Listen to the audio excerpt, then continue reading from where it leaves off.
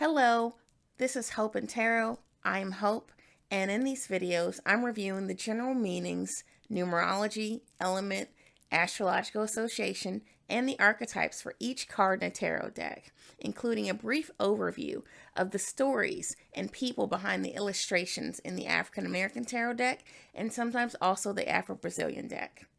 I didn't create these decks, but if you're interested in purchasing them, I know that you can get them on Amazon, and I've included a couple links in the bio description for you. All right, on to the Devil card, number 15 of the Major Arcana. The Devil card is traditionally about being entrapped, feeling consumed or overpowered by a person, a thing, a job, a substance, or anything in your circumstances.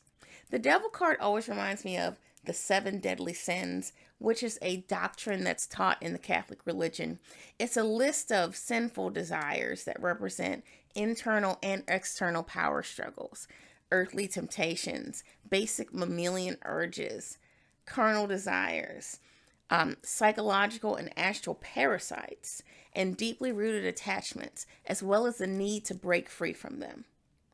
You can think of the Devil card as whatever habit or consumption that you go to, that you rely upon when change, improvement, or acceptance of something is too difficult or too uncomfortable to bear. It's escapism and can come in the form of an enabling relationship, a codependent family member, a drug addiction, or any form of unchecked mental and physical passion. In this card, we see the obsessions and the narrow-minded thinking that all humans are capable of if we allow low vibrational thinking and behavior to guide us to over-focus on material pursuits. I've seen this card come out for someone who was stalking their ex-lover, someone who's overindulging in alcohol or other substances, or a fixation on achieving fame or success in an unhealthy way. A lot of this low vibe energy is rooted in the fear that we aren't complete without that person or that thing. It's a mental bondage that this card represents, and its appearance can be presented as a reminder that we are actually in total control of ourselves. The meaning of the Devil card is illustrated really well in the African American Tarot deck here. It is Anansi, a popular figure from very old Ashanti stories. And depending on where you're from or what year you were in grade school or kindergarten, you may have heard fables about Anansi. Anansi is a storyteller and a trickster, often depicted as a spider. And actually, the artist who illustrated the classic Rider-Waite-Smith deck was Pamela Colman Smith. It's the same woman who illustrated a book on Anansi, and she illustrated this book after hearing childhood stories about the spider in Jamaica. One major theme with Anansi is that he was clever and could outsmart larger or more intimidating opponents. In the scene on this card, Anansi has fooled these two people into believing that they cannot escape his web. He's now mocking the two people because the web is not actually indestructible and can be overcome if they wanted to get out. Instead, they remain there, trapped in an illusion, a mental web, a prison of their own making. His gold gloves are a reminder that he keeps his own hands clean in his greedy manipulations. Note that if the Devil card comes out with the Justice card and the 8 of Swords or the 4 of Swords, it can be referring to literal jail or incarceration. In the Afro-Brazilian deck, the Devil card is simply depicted as Diablo, which means devil in Portuguese and many other languages. Very straightforward meaning. In the Rider-Waite-Smith deck, illustrated by Pamela Colman Smith, who we mentioned earlier, the Devil card is depicted as Pan from ancient Greek mythology. Pan's reputation as a wild and hedonistic being really resonates with the Devil card's concepts.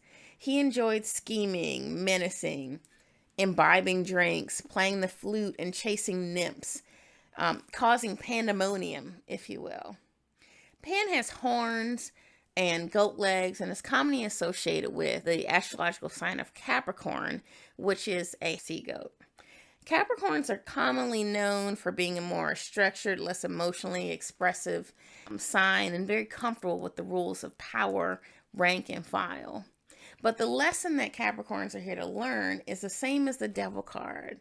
It is to learn to control their own perceptions of responsibility and stop allowing external conditions to dictate how they behave.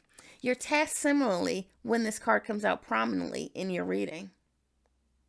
One thing worth mentioning is that these two masked figures here in the illustration are said to be the same couple that we met in the Lovers card, which was card number 6. Now we see them in the Devil card as their shadow selves.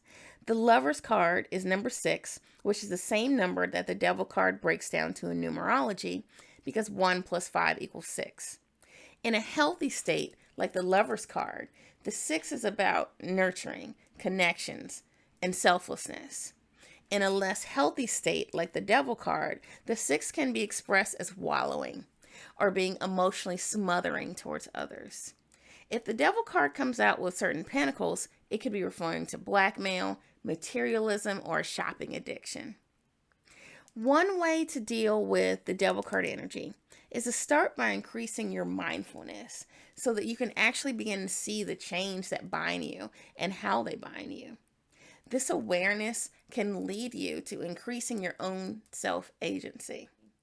If you want to add some crystals to your meditations as you work through this card's energy, you may want to try Hematite. So I have Hematite here in the form of a Hematite sphere, which is just really cool, very hefty.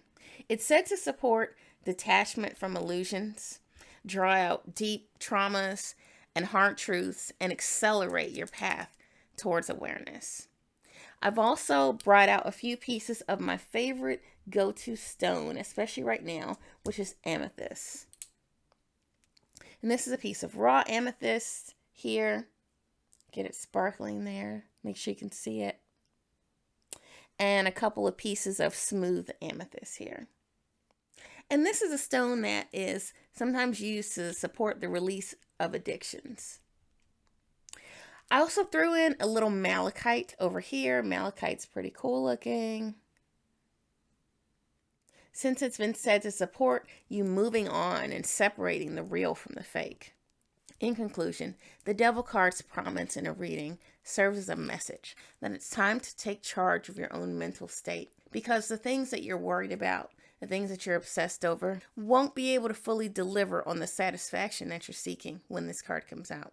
If the Devil card comes out with the 7 of Swords, someone may be trying to deceive someone else for selfish gain.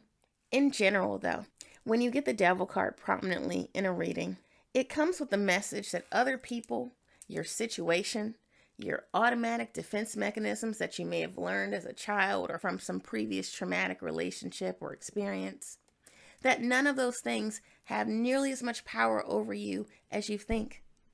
Once you're able to take those words to heart, you'll be able to begin to release the chains.